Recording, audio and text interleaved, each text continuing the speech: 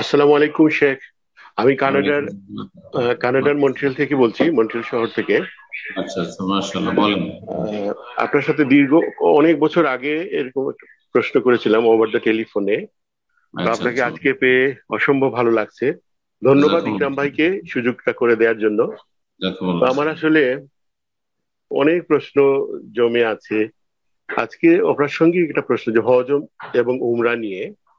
হুম হুম। Corona পরবর্তী যে হজ এবং উমরা, জি। ওটাতে যখন করোনার পরবর্তীতে যখন যাচ্ছি ওমরাতে, তখন হুম, বিভিন্ন বিধিনিষেধ ওদের সৌদি সরকার কর্তৃক আয়োজিত হয়েছে ওখানে। যেমন আহ ওই যে অ্যাপস এর মাধ্যমে তাওয়াফ এবং হুম, রিয়াজুজ হুম। জান্নাতে যে নামাজ, এগুলা তো পারমিশন অনেক। নিতে হবে। হ্যাঁ। আমাদের তো কন্টিনিউ করি। জি। তো ওটা নিয়ে আমার একটা প্রশ্ন যে আমরা যারা দূরে থাকি, সৌদি হুম থেকে হুম। অনেক দূরে, বারবার তো আমাদের পক্ষে আসলে সৌদিতে উমরা হজ উমরার সুযোগ হয় না। তো আমরা যদি কাবার কাছাকাছি তাওয়াফ করতে চাই, হুম। অনেকেই একটা ফেক ইয়েটা ওই যে ইহরাম পরে বলে যে ইহরাম ইহরাম ফেক ইহরামটা পরে ওরা তাওয়াফ করে, তখন এটা হলে কি হয়, সুযোগটা দেয় ওরা কাবার কাছাকাছি তাওয়াফের। হুম, হুম, এবং হুম। অনেকেই দিকে আবার একটু চালাকি করে রিয়াজুজ জান্নাতে একাধিকবার অ্যাপস এর বাইরেও নামাজ হুম, পড়ে। এটা হলো জি। একটা প্রশ্ন। সেকেন্ড, আরেকটা ছোট্ট প্রশ্ন যে অনেকেই বলে যে বারবার উমরাতে যাচ্ছেন, এটা না করে আপনি গরিব দুঃখীকে উমরা করান বা অন্য জায়গায় সহযোগিতা করেন, এ জি ব্যাপারে জি আপনার কি মতামত? জি। ধন্যবাদ আপনাকে। প্রশ্ন করেছেন ভাই, খুব গুরুত্বপূর্ণ যে আপনার হজ উমরা করতে এসে, হজ নয় উমরা করতে এসে অথবা হজ মৌসুমে উমরা করতে এসে আজকাল নফল তফ, আপনি এই বিষয়টা কি দেখেন, নফল তফের পারমিশন নেই। আপনি যে সাধারণ পোশাকে নফল তফ আগে আমরা করতাম, যে কোনো সময় নেমে গেলাম নফল তফ করলাম, এই পারমিশনটা নেই।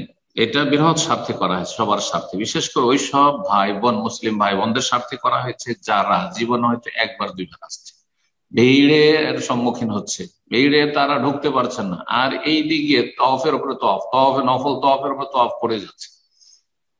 তো এটাকে এই করোনার পর করা হয়েছে কি, যে না, আপনি একবার শুধু উমরার তওয়াফ করতে পারবেন, নফল তওয়াফ করতে পারবেন না, নফল তওয়াফ করতে পারবেন না। হ্যাঁ, যখন একেবারে হালকা থাকে, সাধারণত হালকা থাকে না হজের পরে, 15 দিন বা 1 মাস হালকা থাকে, এখন তো এমন কোনো হালকা থাকে না, সবসময় প্রায় ভিড় লেগে আছে। উমরায় এত ব্যাপক আকারে খুলে দেওয়া হয়েছে এবং সুযোগ সুবিধা করে দেওয়া হয়েছে, আর মানুষও মাশাআল্লাহ আসছে। তো এই ক্ষেত্রে কিছু লোকেরা করছে কি, সরকারের চোখে ধুলো দেওয়ার জন্য এহরামের কাপড় পরে নিচ্ছে, শেখ এহরাম যেটাকে বললেন, হ্যাঁ, এখানে কয়েকটি গুনহার কাজ করছে। এক, সরকারের বিরুদ্ধাচরণ করছে, বৃহৎ স্বার্থে আইন করা হয়েছে। আসাম ও আত্মা, সরকারের বৈধ কাজে, গঠনমূলক কাজে, হারাম নাজাইজ কাজে নয়, সরকারের বৈধ কাজে, গঠনমূলক কাজে আনুগত্য করা ফরজ। 2 নম্বর কথা, এখানে মিথ্যার আশ্রয় নিচ্ছে, আর মিথ্যার আশ্রয় নেওয়া হারাম। 3 নম্বর, এবাদতে প্রতারণা করছে, গিস করছে, নবী সাল্লাল্লাহু আলাইহি ওয়াসাল্লাম, মান গাশশানা ফালাইসা মিন্না, যারা প্রতারণা করে তা আমাদের দলভুক্ত নয়। সুতরাং কয়েকটা গুনাহ করে একটা নফল তওয়াফ করেছে, এই নফল তওয়াফের সমান নাকি পাবেন মসজিদ হারামের যে কোনো জায়গায় সালাত আদায় করলে। আমি সরাসরি আপনাদেরকে বলছি যে আমি নফল তওয়াফে কখনো আগ্রহী নই, মানুষকে কষ্ট দিয়ে। তার চাইতে ভালো কোন একটি জায়গায় আমি খুশুর সাথে দাঁড়িয়ে, বসে আমি সালাত পড়লাম, তারপরে আমি জিকির আজকার করলাম, দোয়া করলাম, কোরআন তেলাওয়াত করলাম, এই ইবাদতের কোয়ালিটি অনেক ভালো এই ভিড় ভাড় করে তওয়াফ করা। আচ্ছা, এই যে তওয়াফ করা ফেক, এই যে মিথ্যার আশ্রয় নিয়ে ধোঁকাবাজি করে তারপরে সরকারের নাফরমানি করে তওয়াফ করা, কেন নফল তওয়াফ, এহরামের কাপড় মিছামিছি পড়ে যে আমি উমরাতে আছি, এটা এক অজ্ঞতার কারণে। যে মক্কা আসলে বেশি বেশি তওয়াফ করো, তারপরে তওয়াফের গণনায় প্রতিযোগিতা।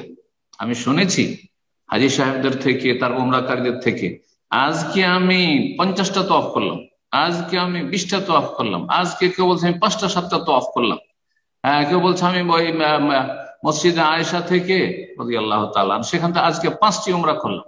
সবগুলি আপনার সুন্নাহ বিরোধী কাজ।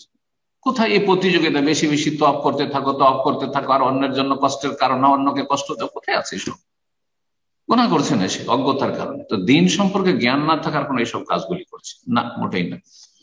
তারপরে যদি ধরেন কোন একজন যারা দায়িত্বশীল ওখানে আছে তাদেরকে বললেন আপনি সাধারণ পোশাকে গেলেন, বলে আমি একটা তওয়াফ করতে, যদি অনুমতি দিয়ে করে না। আর কাবার পাশ দিয়ে তওয়াফ করতে হবে কে বললো? আর কাবার পাশ দিয়ে তওয়াফ করলে বেশি ফজিলত, এরই বা দলিল কি? কোনো দলিল নাই, কোনো দলিল নাই। জি, বরং মহিলাদেরকে বলা হয়েছে তুফি মিন ওয়ারাইন নাস ওয়া আনতা রাকিবা। নবী উম্মে সালমা রাদিয়াল্লাহু তাআলা আনহা বলছেন যে তুমি দেখো অসুস্থ রয়েছে আর তুমি মহিলা মানুষ, তুমি মানুষের পেছন দিক থেকে দূর দিয়ে তুমি তওয়াফ করো, মহিলাদের দূর দিয়ে তওয়াফ করে বেশি সওয়াবের কাজ। এইরকমই মসজিদ নববীতে এসে রিয়াজুল জান্নাহ একবার যথেষ্ট, নফল কাজ, নফল কাজের জন্য একবার যথেষ্ট। যে 2 রাকাত সেখানে সালাত আদায় করলাম, আমি এই ফজিলত হাসিল করলাম, বারবার ঢুকতে হবে কেন? কোনো প্রয়োজন নেই। এর জন্য মিথ্যার আশয় না চলবে না, সরকারের নাফরমানি বিরুদ্ধাচরণ চলবে না। তবে যারা দায়িত্বশীল সেখানে আছে, ডিউটিতে আছে, তাদের যদি বলে যে আমাকে একটু পারমিশন দিবেন ঢোকার জন্য, যদি দিয়ে দেয় তো তখন হয়তো জায়েজ হতে পারে আমার জন্য। এই বিষয় ছিল। আর ওমরা সম্পর্কে মনে হয় আরেকটি বিষয় ছিল। হ্যাঁ, অনেকে বলছেন যে বারবার ওমরা না করে সেই টাকাটা গরিব মিসকিনকে দান করে দেওয়া, এটি নির্ভর করছে মুসলিম সমাজে অভাবের সংখ্যা কেমন। আপনি যেখানে আছেন বা আপনি যে দেশের মানুষ, আপনি যেখানে আছেন, যেমন আপনি কানাডায় আছেন, সেখানে হয়তো গরিব নেই, কারণ সেখানে তো আপনি বিদেশি মানুষ চেনেন না। যদি কেউ গরিব থাকো, হকদার মুসলিম ভাই বোন তো চেনা মুশকিল শহরের জীবনে। আপনার গ্রাম বাংলাদেশ, যে গ্রামের আপনি মানুষ, যে এলাকার মানুষ, যে দেশের মানুষ, সেখানে মুসলিম ভাই বোনের অভাবী, খুব বেশি অভাবী, কারো বাড়ি নেই, কেউ চিকিৎসা পায় না, কেউ খেতে পায় না, ইত্যাদি, অসহায়। আর এদিকে আপনি প্রতি বছর ওমরা করছেন, প্রতি বছর ওমরা করছেন, বা আর প্রতি বছর কয়েকটা করে ওমরা করছেন না, মোটে বলবো যে না, করিয়েন না। ওর চাইতে বেশি অনেক গুরুত্বপূর্ণ যে আপনি দান খায়রাত করুন, দান খায়রাত করুন। আপনি মুসলিম ভাই বোনদের পেট বেশি হক রাখে। ওমর রাদিয়াল্লাহু আমিরুল মুমিনিন যখন খলিফা ছিলেন, তখন তিনি বলেছিলেন মসজিদ সুন্দর করে সাজানো, মসজিদ পাকা করা আর মসজিদকে সুসজ্জিত করার চাইতে বুতুনুল মুসলিমিন আওলা বিহাযা, মুসলিমদের পেট, এই যে ক্ষুধার পেট, ক্ষুধার্ত মুসলিম বেশি হক রাখে মসজিদ বানানোর চাইতে। কারণ অনেক সময় মসজিদ বানানোর চাইতে, মসজিদ চলার মতো আছে, খড়ের মসজিদ আছে, টিনের মসজিদ আছে, চলছে, তাতে না আমাকে মিলিয়ন মিলিয়ন খরচ করে মসজিদ বানায়, তার চাইতে অনেক বেশি হকদার হচ্ছে ক্ষুধার্ত মুসলিম ভাই বোনেরা, অসহায় মুসলিম ভাই বোনেরা, নির্যাতিত মুসলিম ভাই বোনেরা, যাদের বাড়ি ঘর নেই, যারা চিকিৎসা করতে পারছে না, করাতে পারছে না ছেলে মেয়েদের, ইত্যাদি, অশিক্ষিত থেকে যাচ্ছে, পয়সার অভাবে পড়াশোনা করতে পারছে না।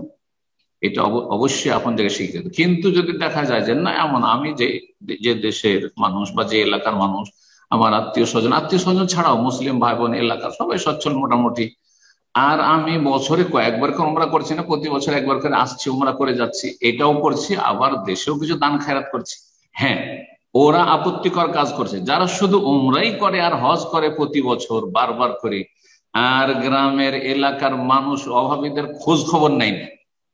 বলবো যে না, এরা কোনো ভালো কাজ করছে না, এরা কোনো ভালো কাজ করছে। এদের ভালো কাজ হচ্ছে যে আগে এলাকার অভাবীদের আর্থিক সংকট দূর করো, জি, তাদেরকে খেতে দাও, তাদেরকে সুচিকিৎসা দাও, তাদের জন্য কিছু করো, তাদের বাড়ি ঘরগুলো ভেঙে পড়েছে, নদীর ভাঙনে কেটে যাচ্ছে, তাদের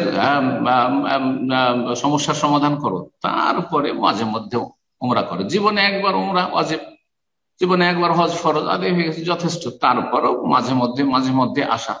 নবী সাল্লাল্লাহু আলাইহি ওয়াসাল্লাম তাবিউ বাইনাল হজ ওয়াল উমরাতে, হজ উমরা পরস্পর মাঝে মধ্যে করতে থাকো, এতে মাঝের গুনাহগুলো মাফ হয়।